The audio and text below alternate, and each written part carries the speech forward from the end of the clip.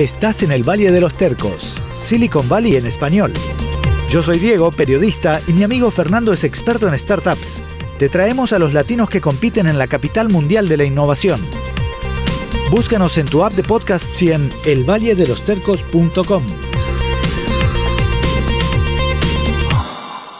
Hoy, en el Valle de los Tercos, nos metemos en los archivos para traerte una conversación con Christian van der Henst, fundador de Platzi, una startup latinoamericana pionera en Silicon Valley. Si no estás realmente apasionado por lo que haces, hay 10,000 razones para no triunfar. Y si tienes pasión, por lo menos vas a llegar a algún lugar donde encuentres la solución. Christian abrió camino en eso de entrar a una aceleradora top de Silicon Valley y quedarse acá para buscar capital. Lo traemos de vuelta hoy porque en el próximo episodio vamos a tener a su socio, el popular Freddy Vega. Cuando entrevistaron a Christian, teníamos 300,000 estudiantes y estábamos en Latinoamérica. Hoy nos hemos expandido de una manera muy fuerte hacia España, hacia Brasil, mucho más consolidados en Latinoamérica. Somos la escuela de tecnología más grande del mundo hispano, que yo sepa. Tenemos 1 millón de estudiantes alrededor del mundo. Levantamos una serie A de $6.1 millón con Foundation Capital. Con casi 3 años de diferencia entre las dos conversaciones, vas a poder comparar los planes y las expectativas del pasado con lo que pasó en realidad y cómo cambió la trayectoria de la empresa. Somos Fernando Franco y yo, Diego Graglia, y este es el podcast de Silicon Valley en español.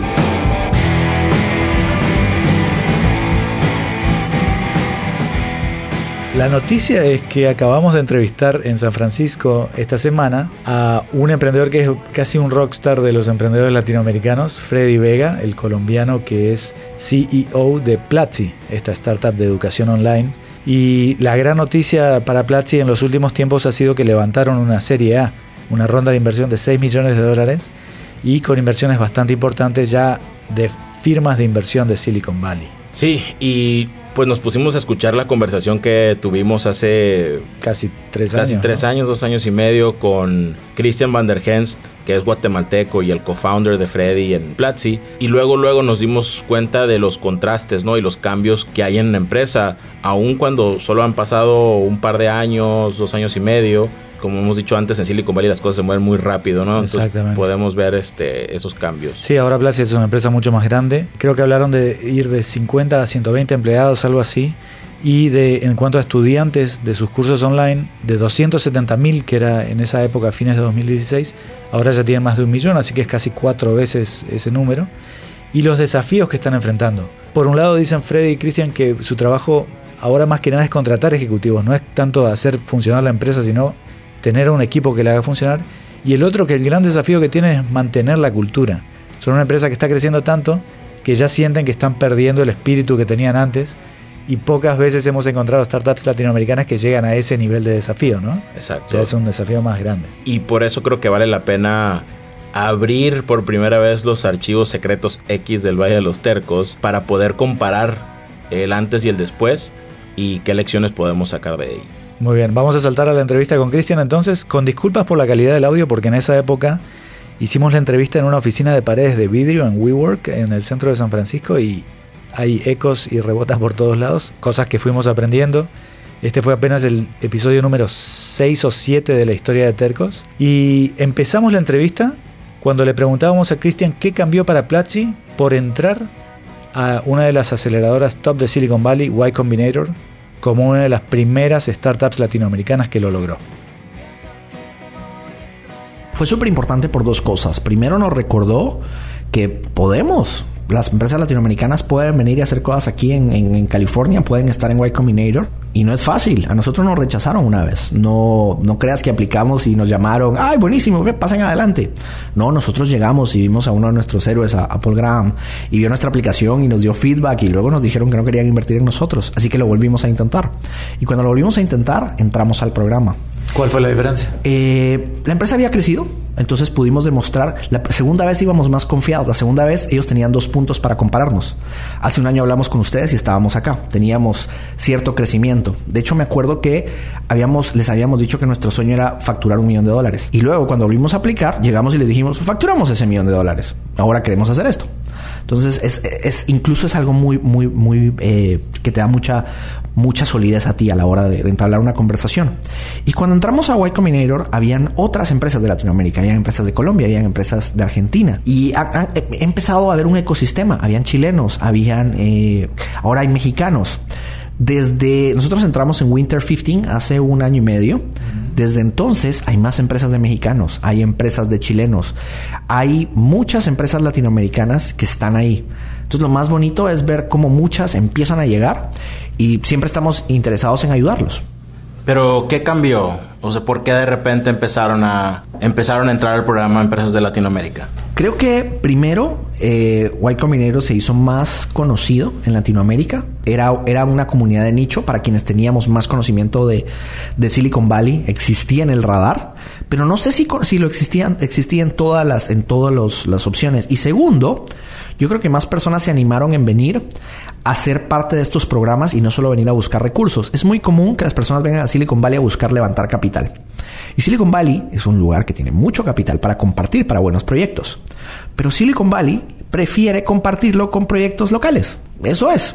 Y Y Combinator te convierte en un proyecto local, de cierta manera. Te ayuda. Cuando yo pasé por Y Combinator fue como, aquí está el libro de Silicon Valley, aquí están las reglas, aquí está quién es quién, tal, aprende. Te dije, Fernando, que sí tenían, estábamos hablando de que eran un clan secreto que tienen su secret handshake. No tienen un libro, Confiésalo, tienes un tatuaje en algún lugar del cuerpo de Y Combinator. No podría ser un tatuaje, pero... Es curioso porque nosotros también tenemos otros fondos que nos han apoyado. Nosotros, aparte de recibir capital de Y Combinator, recibimos también de 500 Startups, que tienen mucha trasfondo en Latinoamérica. Y también hemos visto otros programas que hay afuera, otros inversores. Y cuando hablas con ellos, te das cuenta de que parte del éxito de un buen fondo de capital, de un buen inversor, es que desarrolle una comunidad de investees, de empresas, de founders. Y Combinator es eso, es una comunidad. Pero es una comunidad que muchas veces simplemente te recuerda la bondad que existe entre el founder, que primero le recuerda a los demás, esto va a ser difícil, esto va a ser duro, vas a tener muchos problemas, no va a ser fácil. Creo que estamos todavía muy emocionados a veces en Latinoamérica. Wow, emprender es el futuro y va a ser increíble y te va a ir bien, etcétera. No, las posibilidades de que triunfes son muy bajas. Así que go.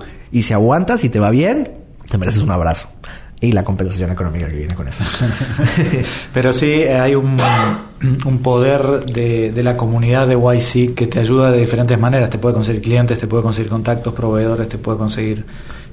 puede probar tu producto en otra empresa. ¿Eso sí es real? Sí, de hecho yo puedo decir de que muchas de las, incluso del software que hoy utilizo para mi empresa, siempre busco quién lo está haciendo desde YC.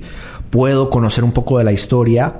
Hoy tomo muchas decisiones sobre con quién trabajar porque me gusta conocer quién está detrás del producto, cuál es la misión. Eso es muy poderoso. Pero más importante, aquí en Silicon Valley es muy fácil tener 10 minutos de cualquier persona si quieres compartirle alguna idea o algún problema que estás resolviendo, y si quieres tu opinión de un producto. Todos siempre tenemos un poco de tiempo para charlar. No es una comunidad tan cerrada como puedas imaginar. Oye, Cristian, pero mencionabas que tal vez había más empresas en el programa, más empresas latinoamericanas en el programa de YC porque se estaba dando a conocer más en Latinoamérica. ¿Pero crees que han mejorado las empresas, los startups de Latinoamérica? ¿Han madurado en alguna manera? Yo creo que está creciendo el ecosistema y cada vez hay mayores esfuerzos. Primero, hay emprendedores más perseverantes. Eso sí ha cambiado en Latinoamérica. Hoy las personas se están dando por vencidas menos. Segundo, hay más acceso a capital con mejores términos. Pero todavía hay muchas historias. La cantidad de veces que empresas increíbles de Latinoamérica me llego a enterar cómo están sus cap tables, donde es, bueno, sí, el primer inversor se quedó con el 60% porque ellos pusieron el primer fondo. Sí, claro. Y te das cuenta de, esta empresa se murió desde que se constituyó. Entonces, muchas empresas murieron por malas decisiones de inversión, por malas decisiones de los founders. Uy, sí, empezamos 7 founders y se fueron 3. Y ellos todavía son dueños de su porcentaje. Creo que tal vez lo más importante es las empresas latinoamericanas están siguiendo ciertas buenas normas de vesting, normas de compartir option pool con sus empleados, cómo tener buenos inversionistas. Eso alarga la vida de las empresas, entonces eso nos está trayendo mejores empresas. Y segundo, veo a mucha gente de Latinoamérica que ya no solo quiere pensar en voy a hacer una empresa para México, voy a hacer una empresa para Argentina, voy a hacer una empresa para Colombia. Desde el principio nacen con probaremos el mercado en Colombia y luego vamos por México y por Chile y por qué no Brasil y por qué no España y Estados Unidos. Entonces, eso es súper importante porque creo yo que no podemos pensar que nuestro mercado es tan grande. Es un mercado maravilloso, pero todavía hay muchas opciones de mercado allá afuera para explorar. ¿Hay algún factor que digas, esta fue la clave para que pudiéramos entrar a YC? Porque digo, la gente en Latinoamérica lo ve allá lejos y dice, ¿cómo hago para repetir la historia de Cristian? Yo creo que hay más role models y eso es importante. Entonces, a nosotros, muchas de las empresas que han entrado este año a YC fueron emprendedores brillantes que nos escribieron con todas sus dudas. Oye, solo tengo esto, ¿crees que tengo una oportunidad? Y nosotros es como, wow, ¿por qué no? Es increíble. Ahora, lo más interesante de estos programas es, no importa lo bueno que tú seas, ellos aceptan a cierta cantidad de empresas. Si en ese batch hay 50, 60 empresas mejores que tú, ellos merecen entrar. Y por eso, hoy YC no solo tiene mejores empresas de Estados Unidos, sino mejores empresas de África, mejores empresas de Middle East, mejores empresas de Asia y mejores empresas de Latinoamérica. Y además, fondos gigantescos a los que yo espero llegar alguna vez, hoy ya están invirtiendo en los siguientes batches que hay, que están llegando y que están haciendo. Así que hay mucho potencial y Argentina, Colombia, México, España, Chile, cada vez están mejor representados por acá. El último batch o generación que aceptaron ya tiene más de 100 empresas. Sí. ¿No se pierde un poco el valor del programa al ser tantos? Desde el nuestro ya venía con más de 100 empresas. Va escalando. Cada vez hay más partners apoyando. Cada vez hay más empresas. ¿Sabes qué es lo más importante de YC? No es tanto el programa en sí. Es que hoy, viernes, yo tengo un grupo de emprendedores que empezaron al mismo tiempo conmigo y les puedo contar, oigan, esta semana me fue bien en esto y me fue mal en Akeo. Y todos, buenísimo, con Akeo te puedo ayudar. Y buenísimo. Entonces, te apoyan, te ayudan. Si te caes, te levantan, etcétera. Al final es una experiencia compartida. Creo que eso es lo más valioso. Y eso se puede replicar en Latinoamérica. ¿Quiénes empezaron en el 2016? Que se conozcan, que se agrupen, que se vuelvan amigos, porque emprender es duro y va a ser una experiencia muy solitaria. De eso no se habla, del aspecto psicológico detrás del founder, detrás de los primeros empleados, de los empleados técnicos, etcétera. Eso es muchas veces lo que más, esos monstruos de la cabeza. Oye, Cristian, ¿tú qué opinas acerca de aceleradoras, incubadoras que nada más se enfoquen en emprendedores latinoamericanos en Silicon Valley? ¿Tú crees que en realidad es necesario tener aceleradoras o incubadoras que se enfoquen en puros emprendedores que vengan de Latinoamérica o en puras mujeres latinas? Definitivamente a veces ayuda porque agrupa comunidades que no estaban tan sincronizadas, como bien dices, por ejemplo, female founders latinoamericanas, etcétera. Pero también, si una emprendedora latinoamericana es muy buena, ¿por qué no va a aplicar a los programas más conocidos? Y otra cosa que sí he visto mucho es, ahora los gobiernos tienen muchas incubadoras y fondos y universidades y estudios, etcétera, tal. Sí desconfío un poco de muchas empresas que de repente vas hacia su footer de su homepage y hicimos Startup Chile y pasamos por Startup México, hicimos este programa, hicimos Akeo, etcétera. Todos estos programas son brillantes en sí mismos y agradezco los esfuerzos que se están haciendo, pero sí me da un poco de desconfianza que de repente tengas un montón de esas medallitas. Muchas veces es por sobrevivencia. No pude, entonces voy a seguir buscando recursos. Pero también hay otros que simplemente están creando esa narrativa. Y el mayor problema que hay con una startup es creerse que lo mediático y esos premios, que Platzi sea parte de YC es importante para nosotros, pero es más importante cuando nuestros estudiantes aprenden. Eso es lo más importante para nosotros. Si nuestros estudiantes aprenden, qué bueno que hicimos YC y qué bueno que nos pueden ayudar a seguir creciendo. Pero no hay que aprovecharse ni de lo mediático ni de los méritos. Lo importante son tus clientes y lo importante es el revenue para cualquier empresa. Y eso particularmente en Latinoamérica. No nos creamos el cuento de que podamos simplemente tener contenido y vivir de publicidad o que no importa los números o hacer plata, que lo importante es es la marca y que está creciendo, etcétera.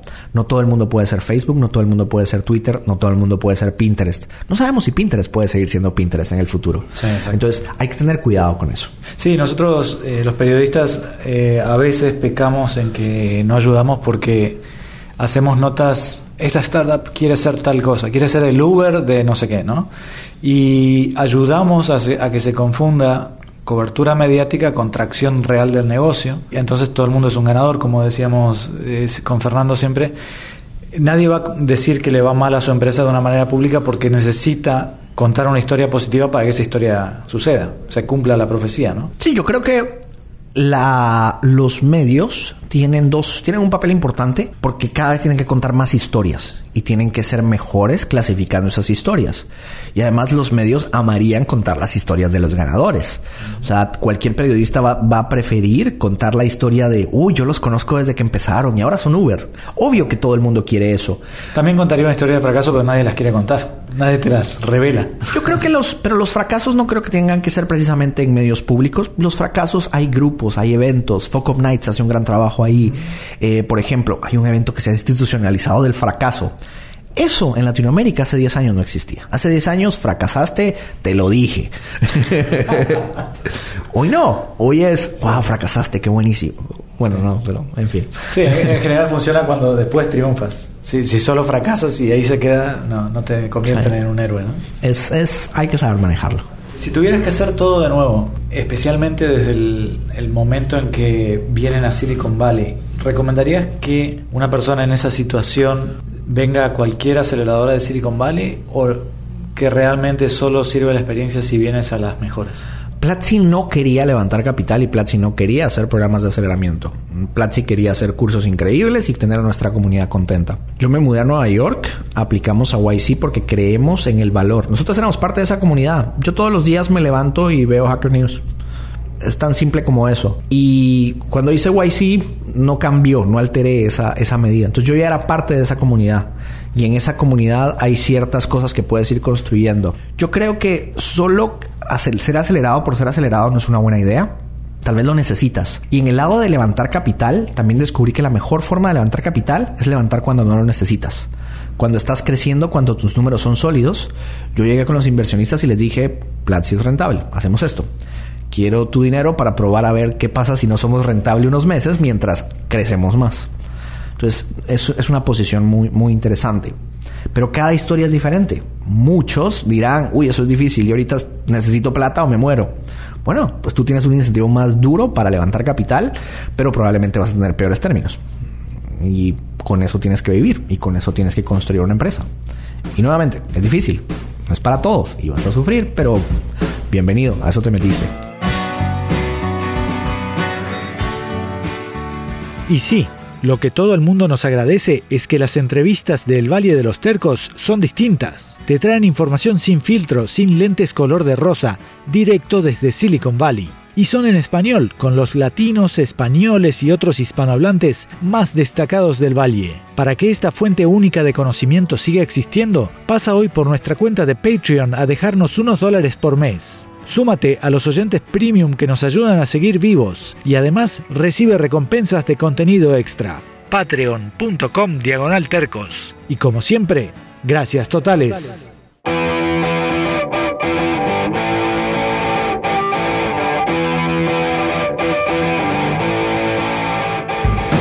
Volvemos a la entrevista con Christian van der Henst y una parte muy interesante. Los planes de expansión que entonces tenían él y Freddy para Platzi en Estados Unidos y el resto del mundo.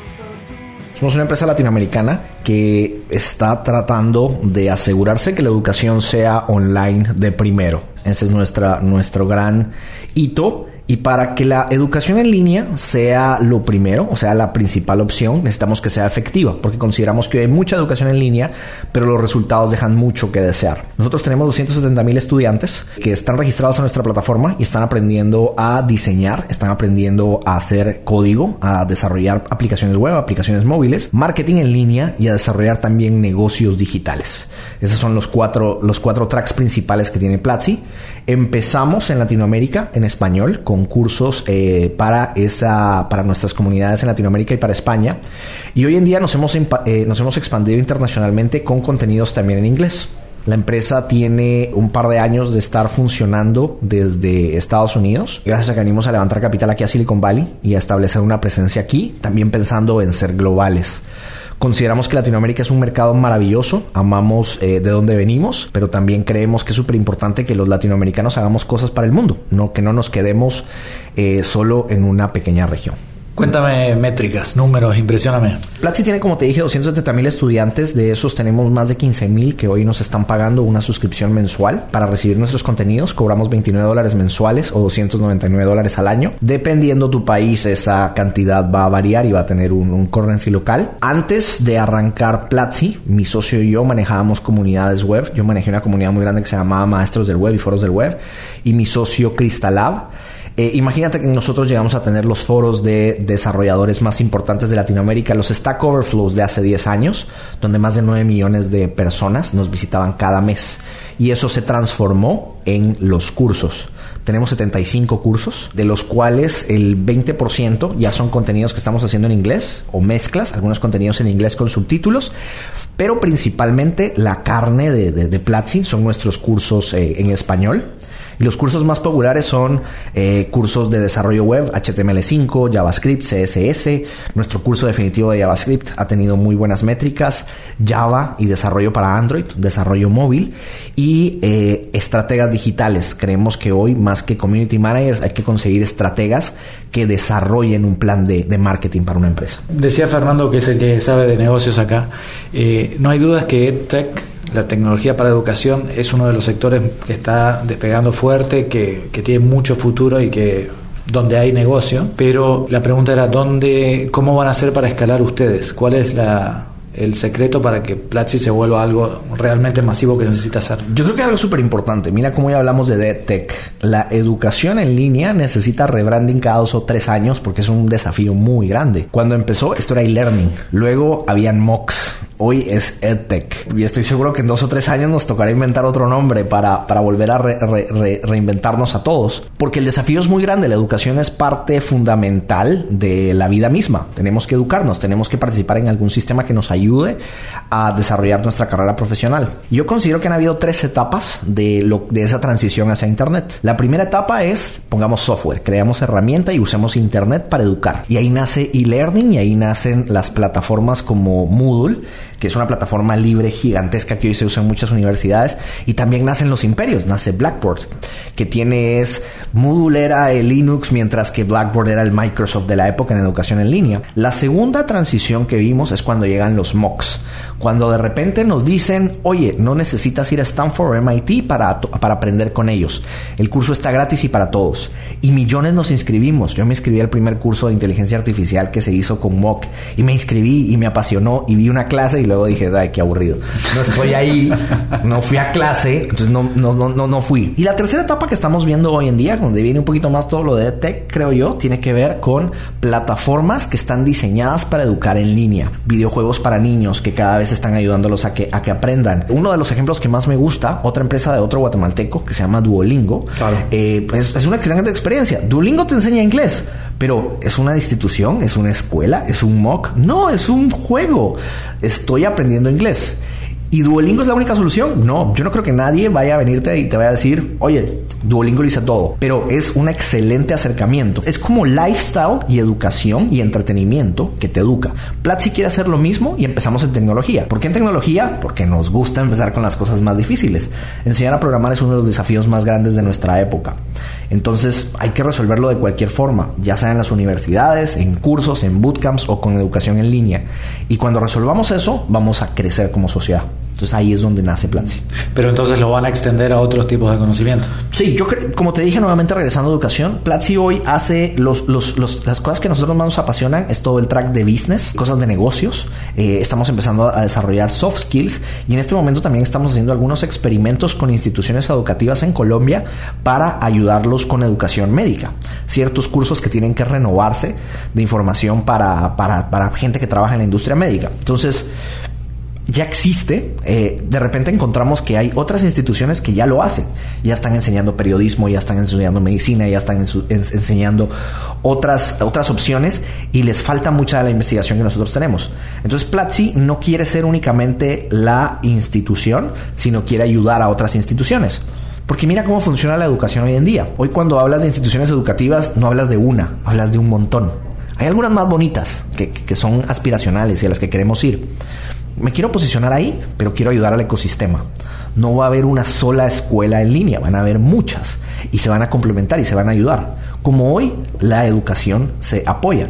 Y recuerda que también las mismas instituciones que hoy funcionan eventualmente van a evolucionar. Les está costando, no han logrado descifrar el modelo, pero entre todos lo estamos creando. Una de las cosas que más disfruto de aquí de San Francisco es reunirme con empresas de tech. De repente estás en una reunión y hay 100 empresas de tech. Y como latinoamericano, creo que llego a esa reunión con la sangre hirviendo de competencia. Y 10 minutos después es como, todos están sufriendo como nosotros. Entonces, qué bonito tener un grupo de soporte donde uno puede venir a hablar de lo difícil. Entonces, me encanta recordarme que traigo sangre latinoamericana para traer la pasión buena y mala para muchas cosas, pero luego vivir en un ecosistema como Silicon Valley donde compartir y ser abiertos es súper fácil. Recién mencionabas Duolingo, que es de Luis Bonan, que es tu compatriota. Sí. ¿Hay algo en particular que tengan en común dos guatemaltecos para estar metidos en un espacio similar y también estar destacándose dentro del mundo de las startups? Yo creo que es más alguna coincidencia. Nosotros de hecho nos conocimos muchísimos años después en nuestras áreas. Él viene de Computer Science dura y de desarrollar problemas importantes de código y de validación. Yo vengo de desarrollar comunidades de desarrolladores. Y otra cosa importante es, yo terminé en esto porque me apasiona. Yo siempre quise ser profesor. De hecho, en la universidad yo me preparaba para ser catedrático de una facultad. Y lo más interesante es que mi comunidad me pidió esto.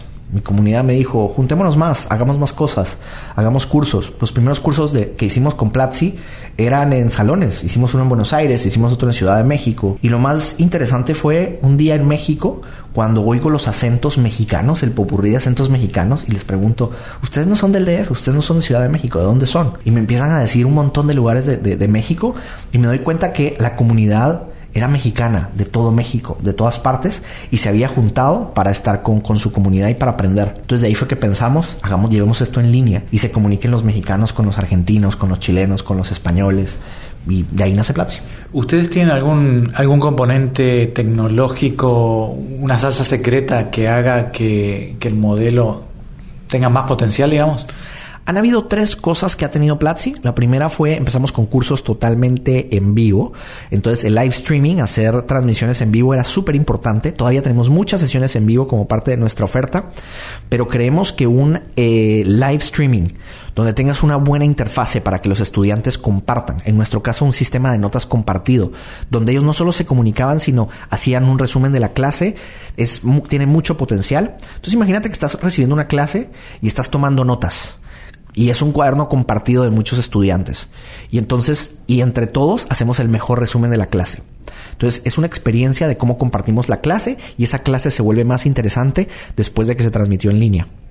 Segundo, en Latinoamérica no tenemos tan buena conectividad en un montón de lugares. Entonces, nosotros desde el principio hemos producido nuestras grabaciones pensando en el peor, en the worst case scenario, en la peor experiencia.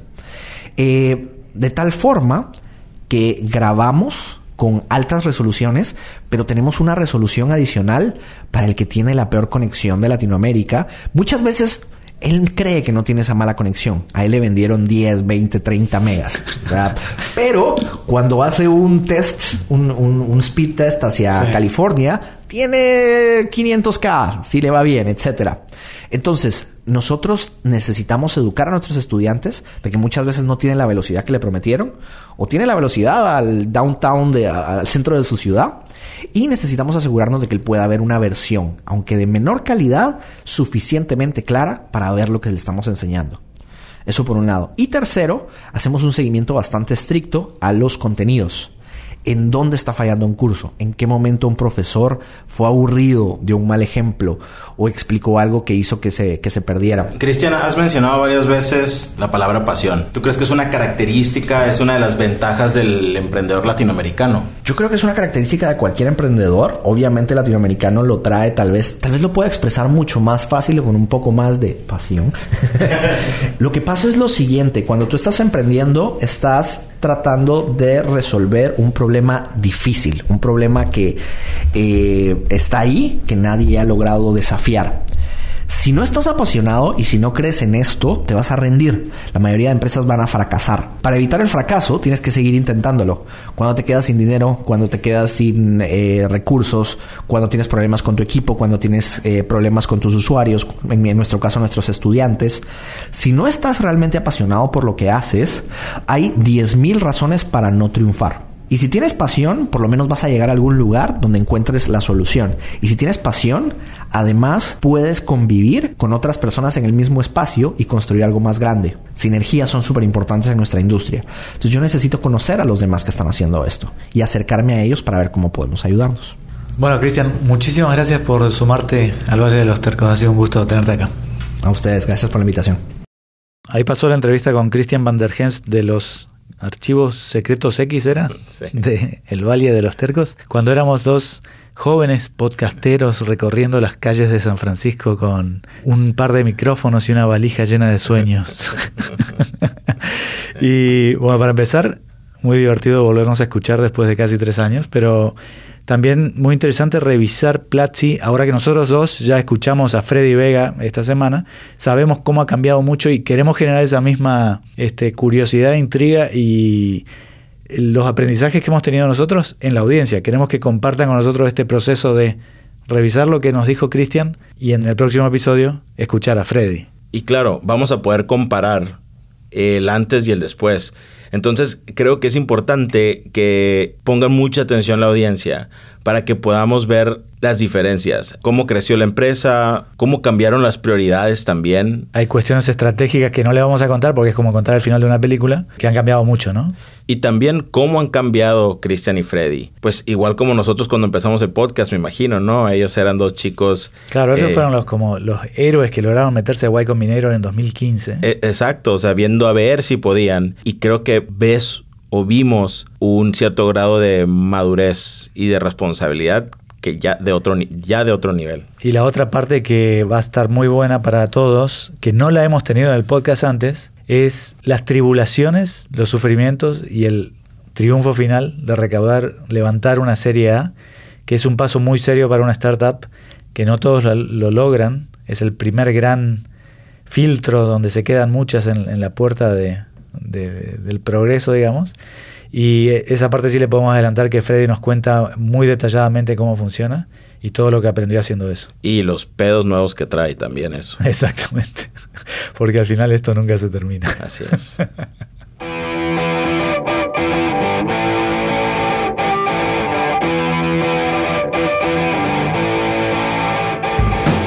El Valle de los Tercos es el podcast que te trae el quién es quién de Silicon Valley en español cada 2 semanas. Acércanos a nuestra meta de recaudación para seguir aquí y seguir creciendo. Patreon.com/tercos. Tenemos 79 oyentes premium ya. Gracias Jaime, Ángel y Lalo por sumarse. Y a Tuto por dejar de ser tan regio y aumentar tu contribución. Ayúdanos también con una reseña en Apple Podcasts. Desde Estados Unidos, Mauro dice: Este podcast se merece una cerveza. Increíble. En las notas del episodio te dejo links a entrevistas con otros 2 representantes de Centroamérica y el Caribe en Silicon Valley. La dominicana Paola Santana, fundadora de la empresa de drones Matternet, y el hondureño Luis Zambra, que nos narra el colapso de un unicornio por dentro. Todas las entrevistas están en elvalledelostercos.com. La música es de Pablo Calvi y su banda de Montberlin. Nuestro editor de audio es Mariano Graglia en Buenos Aires. Los tercos somos Fernando Franco, que después de 3 años de grabar podcast sigue sin poder leer un pinche guión. Y Diego Graglia, que escribe los guiones con todo el amor del mundo. Nos escuchamos en 2 semanas en el Valle de los Tercos.